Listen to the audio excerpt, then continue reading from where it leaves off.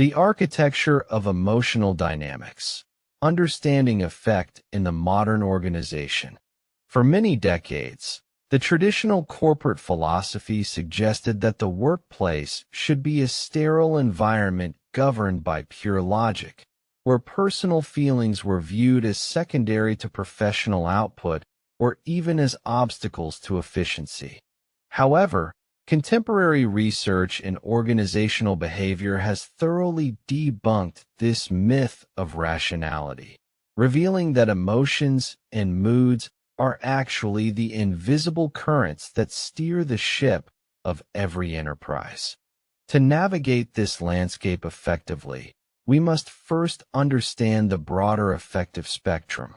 At one end, we have emotions, which are intense, fast-acting, and discrete reactions to specific stimuli, such as a surge of pride after a successful presentation or a flash of anger following an unfair critique.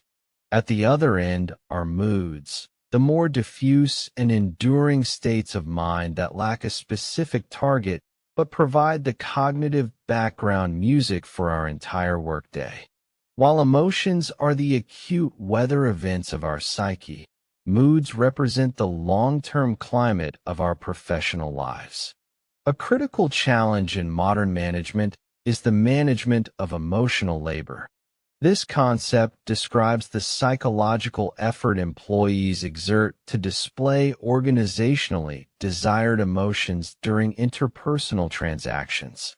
Whether it is a healthcare professional maintaining a calm and reassuring demeanor in a crisis, or a hospitality worker radiating enthusiasm despite a personal setback, the gap between felt emotions and displayed emotions can be immense.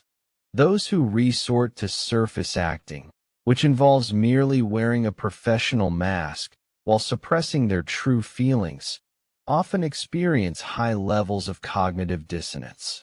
This internal conflict is a primary driver of psychological exhaustion and rapid burnout.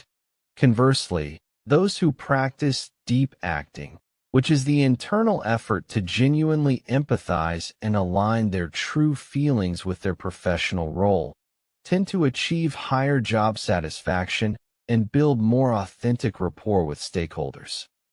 The most effective tool for navigating these complex waters is emotional intelligence. High emotional intelligence goes far beyond simple friendliness or being nice. It is a sophisticated set of psychological competencies including self-awareness, self-regulation, empathy, and social skill. In an organizational context, emotional intelligence serves as a vital buffer against the daily stressors that can derail individual and team productivity. This is particularly relevant when considering affective events theory, which posits that our reactions to daily workplace hassles and uplifts determine our long-term job satisfaction and organizational commitment. Employees with high emotional intelligence are better equipped to process these events constructively, ensuring that a single negative interaction does not spiral into a week of low productivity or toxic behavior. Furthermore, the impact of affect extends far beyond the individual, manifesting as emotional contagion within teams.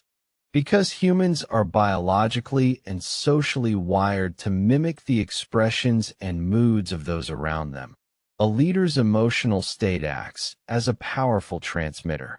A leader who projects genuine optimism, resilience, and calm can infect their team with a sense of psychological safety and creative energy.